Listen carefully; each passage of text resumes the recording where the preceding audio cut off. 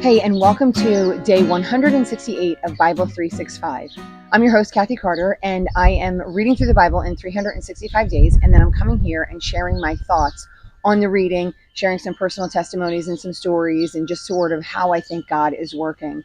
So my goal in this is to read through your Bible, read it every day from cover to cover. It's in chronological order. We are using the 1-year chronological Bible reading plan from a company called oneyearbibleonline.com.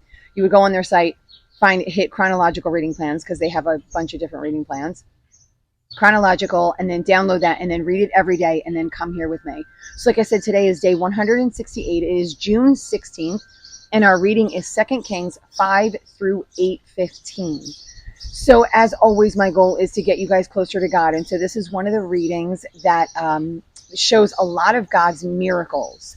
So if you have not been with me before, I always recommend to go back before you go forward because we're smack in the middle of the kings of Israel. And so it might be hard to understand it. So if you have never been with me before, listen. If you love it, that's amazing. Go back to the beginning, and then start to fill in all the blanks and come back here with me.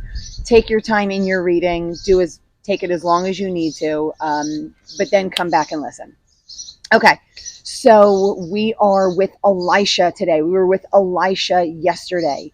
For those of you guys who don't know who Elisha is, we are in the kings of Israel. So during the time of kings, this is when Israel is broken apart into two kingdoms, the northern kingdom, which is Israel, the southern kingdom, which is Judah.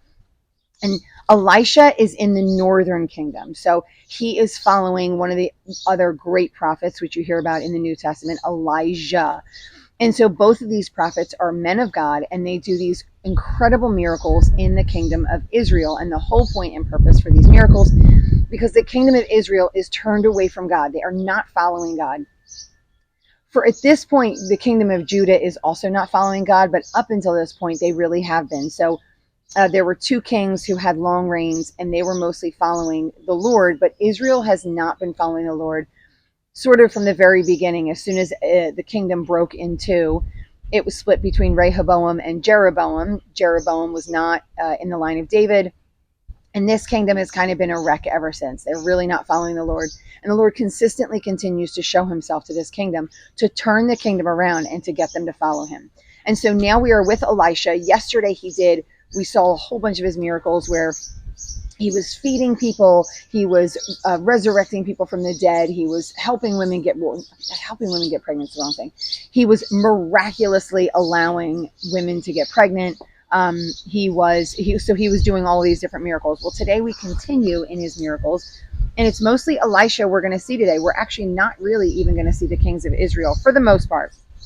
So again, we're on June 16th, and we start in the beginning. In the beginning, it says, now Naaman was commander of the army of the king of Aram. So Aram is a kingdom that has been conquered by Israel. They are not Israelites, but they do know the God of Israel. And there have been times where we've seen in the past where these kings have come together and fought other nations. So it would be the king of Aram, the king of Israel, and the king of Judah, and they have all come together. So they do know the God of Israel. And so they sometimes follow, sometimes don't, but God also seems to show himself, because again, this is one of the areas that David conquered way back when David was king. All right, so Naaman was commander of the army of the king of Aram. He was a great man in the sight of his master and highly regarded because through him, the Lord had given victory to Aram. He was a valiant soldier, but he had leprosy. So I don't know if you've been in any of my other recordings, but leprosy was deadly. And so just a couple of things about leprosy, not going too much into detail, but it's something it's not very common now. And some would just maybe say it was a skin disease, which is really where I fell into the trap. Like, oh, any skin disease is leprosy. And that's actually not really it.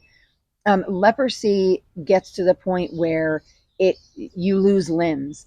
So if you look up any pictures of lepers, they could lose parts of their nose was pretty common, their fingers, their toes. So they would start to lose big chunks of skin. So yes, it was a skin disease, but it was really serious. And as far as they knew, it was highly contagious. So again, leprosy is definitely not something that's common in the United States. And if anyone gets leprosy at this point, it's easily cured by some of the antibiotics we have, but that wasn't the case then. So what they would do is, if they knew that someone had leprosy, there were rules way back in Deuteronomy and Leviticus that they would do cleaning rituals, right? So they would have these cleansing rituals. They would go away and literally go out of their homes, away out of town for 7 days to see if they could get clean. They would come back. They would show the priests, and if they were not, their priests at the time, the Levitical priests, and if they were not clean, they were sent away again. If they were clean, they were able to go through a cleansing ritual and then go back to their homes. But if they were not, and if this was a long-term form of leprosy, like they knew it was going to kill you, they had to go out into like caves and dwellings, and they had to live away from people. And it was also to the point where if they were near anybody, they would have to scream that they were unclean. So like, say they were in a camp or whatever, or say there was a handful of them like begging for food, let's just say, if anyone came close, they would have to yell that they were unclean. So the person that was coming close knew that they had leprosy. So it ostracized them physically and emotionally. So like, family wasn't allowed to come and see them. Like, so none of these things. Now, I'm going to say this, it doesn't seem like they were necessarily following that practice to a T here, but the reality is once you have leprosy, it's sort of a death sentence. So you're essentially as good as dead, depending on how long you have it, and you're ostracized from your community. So this man had leprosy, and it's really painful. It's a really painful death. So it's not like I said, you start losing limbs, you lose lips, nose, pieces of it. It's a terrible way to go. And it's long, and obviously you starve and all kinds of other bad things. So now they're going to kind of give you a little bit of background. So this guy, this valiant leader that God allowed to have victories, had leprosy. And then we see that there's this girl, this slave girl, and she's living in his house. They had conquered some of the area of Israel, right? So they had won a war against some of the area of Israel, and she was a slave in their home. But she knew of the prophet Elisha. So she says to Naaman's wife, hey, there's this prophet, and he can heal people of leprosy. So Naaman then goes to the king. So it says, Naaman goes to his master and tells him what the girl from Israel said. And so the master says, go, here's this money, here are all these things, you go take it to this prophet. He says, with this letter, I'm sending my servant Naaman to you, so you may cure him of his leprosy. As soon as the king of Israel read the letter, he tore his robes and said, am I to be God? Can I kill and bring back to life? So he was first sent to the king of Israel. He wasn't sent to Elisha. He was first sent to the king. And so when he goes to the king, Naaman, with his leprosy, with his letter from his master, he goes to the king and he says, I need you to cure me of this leprosy. And then the king's like, I can't cure you of your leprosy. Who am I that I can cure you? And it's like, can you see how he's picking a fight? But then Elisha hears it. So Elisha is a man of God. And he says to the king, why have you torn your robes? Have the man come to me, and he will know there's a prophet in Israel. So I know I keep kind of like hitting on this theme of God showing himself to these people. But this is what Elisha says. Have him come to me, and then he's going to know that there's a prophet in Israel, a prophet of God. And so he goes to the guy and he says, go wash yourself 7 times in the river. And the guy's like, what? Like, all you're telling me is to go take a shower, essentially? Like, that's ridiculous. So he complains about it, but then somebody says to him, well, if they told you to do something really difficult, wouldn't you have done that? Why wouldn't you just do this easy thing? So he does break down. He lets his pride go, and he goes and he breaks down and he goes and cleans himself in the river. And then verse 15, it says, then Naaman and he was cleansed. Then Naaman and all his attendants went back to the man of God. He stood before him and he said, now I know that there is no God in all the world except in Israel. So this was the point. And he says, please accept a gift from your servant. And the prophet doesn't accept anything.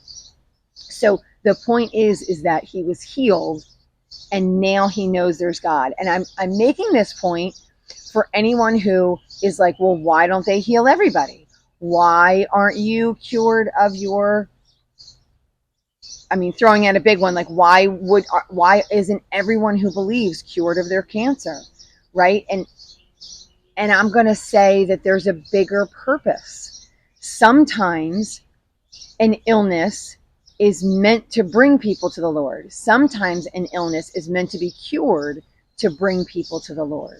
So there's point and purpose for everything that God allows and God does. And we don't always like the way it looks. It doesn't feel good. Even as I say it, it's painful. I wish the Lord would cure everyone of everything. And, especially if you are someone who follows him faithfully and you love him and you serve other people, you would think to yourself, why wouldn't God heal? But there's point and purpose behind his lack of healing as well, because he does have the power to do so, as we can see in this. And so now him and all his people believe, right? Like he's a valiant warrior in the kingdom of Aaron. So he has sort of an important status. And so it's purposeful that he gets healed and everybody sees it. All right. So then he says, can I pay you? Elisha says no, doesn't take any money. And then we see after this, in verse 19, it says, Naaman traveled a little bit. And then his servant, Gehazi, is like, why shouldn't he be paid? Like, he did this amazing miracle, and why shouldn't he be paid? He says, my master was too easy on Naaman. This is an Aramaean. By not accepting from him, this Aramaean, by not accepting from him what he brought. As surely as the Lord lives, I will run after him and get something from him. So he does. He goes after him, and he says, my Lord actually asked for something, because he says, is everything okay? And the servant replies, my master, this is obviously not true. My master sent me to say, 2 young men from the company of the prophets have just come to me from the hill country of Ephraim. Please give them a talent of silver and 2 sets of clothing. So he goes to this man under false pretenses. And he says, these guys were asking prophets, right? Who Elisha is a prophet. And he says, these prophets are asking, they just want a little bit. He's just asking for a little bit. He's not asking for much. And of course, Naaman's like, absolutely, here, take it. And then he goes back and Elisha knows. Elisha knows what he did. And he said, what did you do?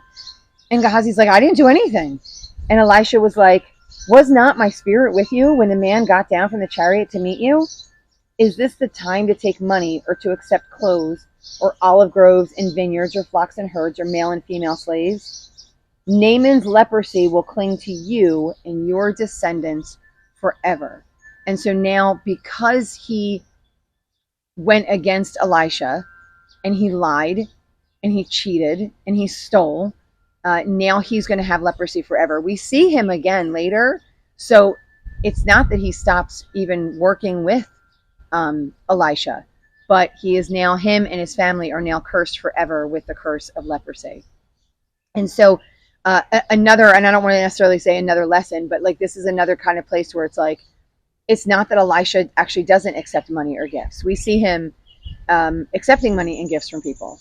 But for whatever reason, Elisha chose in this moment not to do that. He was a man of God. He had been following the Lord. He did this miracle, and he didn't choose to accept money from him. And his servant went out and decided that he knew what was best. It doesn't seem that he consulted the Lord. He lied in order to do it.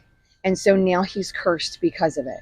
So lesson being, not, again, I don't want to be literal, like lesson being, don't lie to your boss, right? Like that's not necessarily the lesson. The lesson is to really be careful about how we put the Lord first or how we put ourselves first. For whatever reason, Gehazi decided they deserved this money, and he didn't follow the man of God who made that decision for them. And so it's just a matter of being open to what you see God doing and being and really listening and paying attention and not doing it your own way instead. I feel like that's more of a takeaway than kind of being literal and saying, don't accept gifts for miracles, right? Because that's not always the case. Okay. So now we're going to move on to one of his next miracles. So some of these, I'm like, I don't necessarily know if there was a reason. And this is kind of one of them. Like, I don't know if there's a point and purpose to this. I bet you there is. And I bet you that somehow we come into something in the future and we're going to see that it may draw back to this, but maybe not. But this is a floating axe. So he's here, starting here in 6:1. The company of the prophets said to Elisha, look, the place where we meet with you is too small. So they're going to go build a bigger place. Great. So the place is too small. They're going to build a bigger place. Elisha says good, right? So they consulted the man of God, and Elisha was like, good, go for it. Let's go build a bigger place. And then he says, will you come with us? And he does. So then they go to the Jordan and they cut down trees. As one of them were cutting a tree, an axe head fell into the water. And of course it's heavy, so it's going to sink in the water. Once it's in, you're done, right? Like you're not going to find it again. And so he's like, it was borrowed. And so this was a borrowed thing from somebody else, and it fell in the water. And so now he's going to be responsible for it. The man of God said, where did it fall? And he showed it. And then he threw in a stick, and then the iron floated, and he said, take it out. So that's it. That's sort of like all we see is this just a miracle of Elisha bringing back what was lost from this guy, right? Like, so it was something that was borrowed, and he was just bringing it back to him. An amazing miracle, but I bet you there's a point. All right, moving on here. So the king of Aram was at war with Israel. After conferring with his officers, he said, I'm going to set up my camp in such and such a place. The man of God sent word to Israel, beware of that passing place. So now Elisha is telling people where he's camping. So like every single place in which he camped in, Elisha was telling the king, like, don't go over there because they have a whole bunch of guys camped out and they're going to take you over. And so the king of Aram was furious, and he was like, who's the mole, essentially, who's telling secrets? And they were like, we're not. They have a man of God in there, and he keeps telling him. And he said, go find out where he is. Verse 15, when the servant of the man of God got up and went out early the next morning, an army with horses and chariots surrounded the city. And he says, what are we going to do? And Elisha says, don't be afraid. Those who are with us are more than those who are with them. So imagine this. You are Elisha. You have a servant with you. Now, maybe they had a handful of servants, right? I'm not necessarily sure. We don't see that for details, but we know there's two of them, probably significant less than the entire army surrounding where they live. So they are completely surrounded. And if, by the way, there's a song that comes from this, and it's a really good one. So, and I'll post it in the chat or in the notes. So they are completely surrounded by an army of people. Okay, just them. And Elisha's like, don't sweat it. We're covered. We have more than they have. And so you look around and you think to yourself, how can we possibly have more than they're not even fighting then. So how can they possibly have more than they have? Verse 16, he says, don't be afraid. Those who are with us are more than those who are with them. Verse 17, and Elisha prayed, open his eyes, Lord. So his servant, open his eyes, Lord, so that he may see. Then the Lord opened the servant's eyes, and he looked, and he saw the hills full of horses and chariots of fire all around Elisha. So Elisha was protected by God's armies. If you remember, those horses and chariots and everything, they're the ones that brought Elisha up, right, and away. And so Elijah up and away. So Elisha knew that these were all of God's horses and chariots. And then in verse 18 it says, and then the enemy came toward him. Elisha prayed to the Lord, strike this army with blindness. So they didn't even have to kill. So the army is surrounding Elisha and his servant. The army of God is surrounding Elisha. They don't even need to go to battle against these people. He just says, so he opens his servant's eyes. His servants can see all of them. And then he says, blind the other people. So he blinds all of them.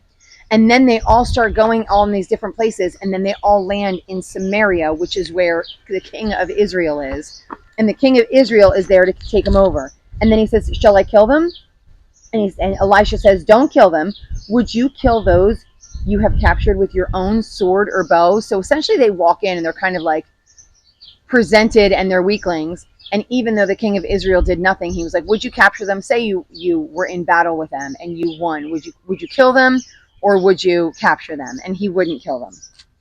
He said, set water and food before them so they may eat and drink and go back to their master. So the point being here is that they know they've lost to this army. They know that this army has overpowered them. They go in to get Elisha. They can't get Elisha. They wind up in Samaria, which is not at all where they were supposed to be. And the king of Israel then lets them go. So there's a recognition there that they can't win. And that's what I think he wanted them to know. All right, then we go to verse 24. Sometime later, Ben-Hadad, king of Aram, mobilized his entire army. So obviously they didn't quit, but for a while they didn't go against him. There was a famine in the city, and the siege lasted so long that a donkey's head sold for 80 shekels of silver and a quarter of a cab of seed pods for 5 shekels. So Ben-Hadad and there's point and purpose behind knowing and understanding the prices of these things. Not necessarily understanding, but that they're expensive. So there's a famine, right? And Ben-Hadad now is sort of winning this battle. Okay, so they're surrounding them. They're all stuck inside this city, and they can't get any food. And so at this point, the food that is left is worth, hundreds of dollars because there's just not that much left. So it's really, really expensive to get any food. Not many people are eating. And so then you get this story about a woman. So there's this woman, and she's crying out, and she calls out to the king, and he says, "What can I help you with?" And she says, "Yesterday, me and this woman decided we were going to kill my son and eat him, and then the next day we would kill her son and eat him." And she said, "So we killed my son and ate him, but now she's hiding her son, and she won't let us eat him." Now, obviously, this story is appalling. And by the way, there's pieces of this story that go all the way back to, I think it's Deuteronomy 26, I think it is. I should have looked it up. I didn't look it up, but I think it's Deuteronomy 26, where they say they're going to be eating their children. So there is a prophecy that Moses says all the way back hundreds of years before this that recognizes the kingdom is going to come to this when it turns away from the Lord. But nevertheless, she's like, I ate my son and we didn't eat your son. And so she's mad. And the king doesn't even answer. He's just devastated. Like, how did we get to the point where we're eating our children, right? Like, we're so hungry that my people are eating their own children. And so he's devastated. And so what he does is he winds up going to Elisha. So it says, in verse 32, it says, "Now Elisha was sitting in his house, and the elders were sitting with him. The king sent a messenger ahead, but before he arrived, Elisha said to the elders, 'Do you see that this murderer is sending someone to cut off my head?'" So the king is blaming Elisha for this. And then he says, "Look, when the messenger comes, shut the door and hold it shut against him. Is not the sound of his master's footsteps behind him?" So he follows up and says, the servant says, "The king said, 'This disaster is from the Lord. Why should I wait for the Lord any longer?'" And so then we go into down into chapter 7, and 7:1 it says, "Hear the word of the Lord. This is what the Lord says. About this time tomorrow," so one day from now, "a seah of the finest flour will sell for a shekel, and 2 seahs of barley for a shekel at the gate of Samaria." So like, the prices are outrageous, but by tomorrow, it's all going to change. The officer who was on the arm of the king was leaning, and he said to the man of God, "Look, even if the Lord should open the floodgates of heaven, could this happen?"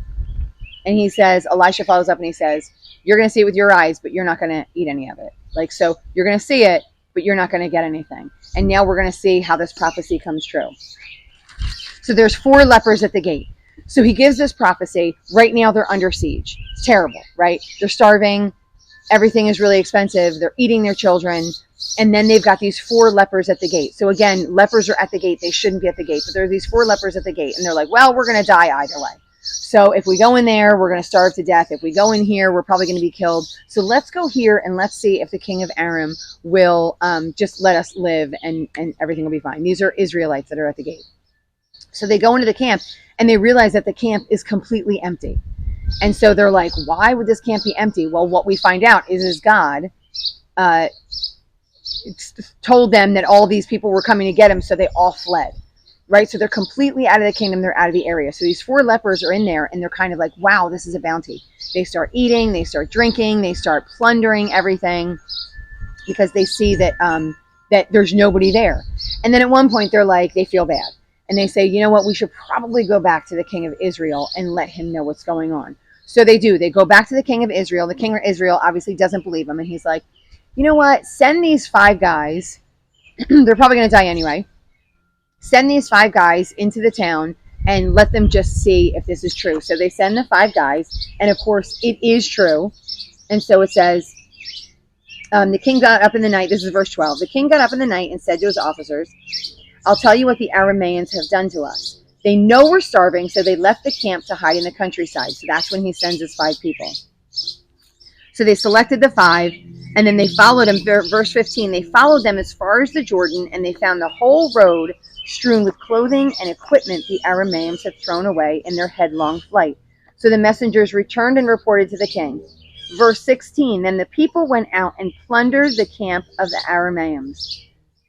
So they got everything. And then here we go. Prophecy come true. So a seah of the finest flour sold for a shekel, and 2 seahs of barley sold for a shekel, as the Lord had said. Now the king had put the officer on whose arm he leaned. So remember that guy who ran, and he was leaning on his arm, and the guy was like, as the Lord lives, there's no chance I'm going to see this. And it says in verse 19, this is the officer that said, look, even if the Lord should open the floodgates of heaven, could this happen? The man of God replied, you will see it with your own eyes, but you will not eat any of it. And that's exactly what happened to him, for the people trampled him in the gateway, and he died. So the prophecy came true that he's not going to eat anything, because he wound up being squished at the gate because everybody ran out to go get everything. And so although he knew that there was stuff there, he knew that everything was going to be okay, he wound up dying and not eating any of it. All right, here we go with the last one. Now, Elisha said to the woman he had restored to life. So if you guys remember a couple of days ago, I think it might have been yesterday, he gave this woman a baby. He allowed her to get pregnant. He gave her the miracle of opening her womb, and then she wound up getting pregnant. She had the son, and then the son wound up dying, and then Elisha saved the son, right? He resurrected him and brought him back to life. And so he says to him and the woman, there's going to be famine here for 7 years. Go away and go somewhere else for a time. So they did. They got up, they took all their stuff, they listened to him, and they went away for a time. And remember, this is the woman also that was allowing Elisha to live with her, and she was like feeding him and everything. So he sends her and the son away. They go away for 7 years, and then when they come back, they want their land back. So she said, I want my land back. And so she appeals to the king to see if she can get her land back. And lo and behold, the king says, so I'm going to go to some of these verses. So at the end of 7 years, she came back from the land of the Philistines and went to appeal to the king for her house and her land. At the same time, his servant Gehazi was telling the king how Elisha had restored the dead to life. So he was sharing the miracles that Elisha had been performing. And then lo and behold, she comes, and this is the woman who they saved the son. Gehazi says, this is the woman, my lord the king, and this is her son, whom Elisha restored to life. The king asked the woman about it, and she told him.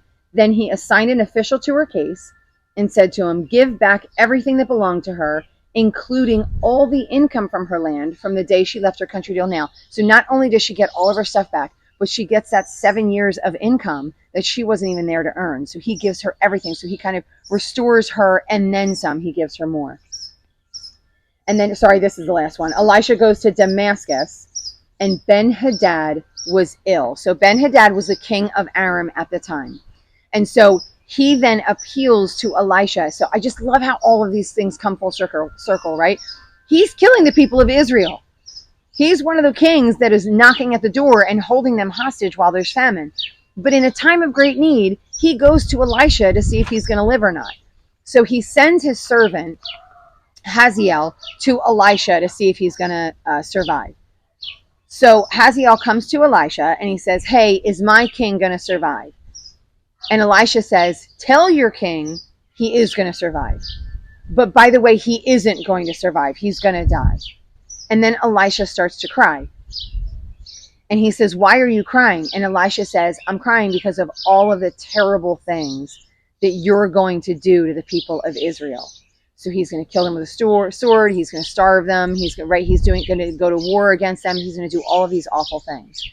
And Hazael's like, how am I going to do that? And he said, because you're going to be the next king. And so this guy hears this prophecy. He goes back. Ben-Hadad said, hey, what word did you get? And the guy lies. He said, oh, you're going to be fine. You're going to recover. And then, so this is what I think when I read this. It says, what did Elisha say to you? This is down in verse 14. He told me that you would certainly recover, but the next day he took a thick cloth, soaked it in water, and spread it over the king's face so that he died. So it seems to me like he murders him. So it's not just that he dies of his illness, but Hazael's like, I'm not going to wait one more minute. And on top of that, this shows sort of the evil intent of Hazael, right? Like, he didn't have to follow this prophecy. He knew that Ben-Hadad, he knew he was going to die, but he goes in and he murders him. So he didn't have to go in and murder him. He knew he was going to die. So it just shows already that Hazael is certainly not a man that follows God, right? Certainly not what we would deem a good person. He goes in and kills him, and then Hazael succeeds him as king. And that's where we end for today. So it was a lot. There were a lot of miracles, a lot of things happening today. I hope some of them made sense. Like, I'm sure there are deeper things that go along with this. And so, of course, if anyone has any comments or anything to add, I would love to hear that. I'm sure there's more depth to some of these stories, but there was so much information in there. I kind of wanted to deliver as much as possible in our time today. So we will be back tomorrow. We will continue to read of the kings of Israel in Kings and Chronicles. If this was a blessing to you guys, I want you to like it. I want you to share it. And I want you to subscribe to the channel, ring the bell so you get notifications I send through every day. In the meantime, keep reading. See you guys tomorrow.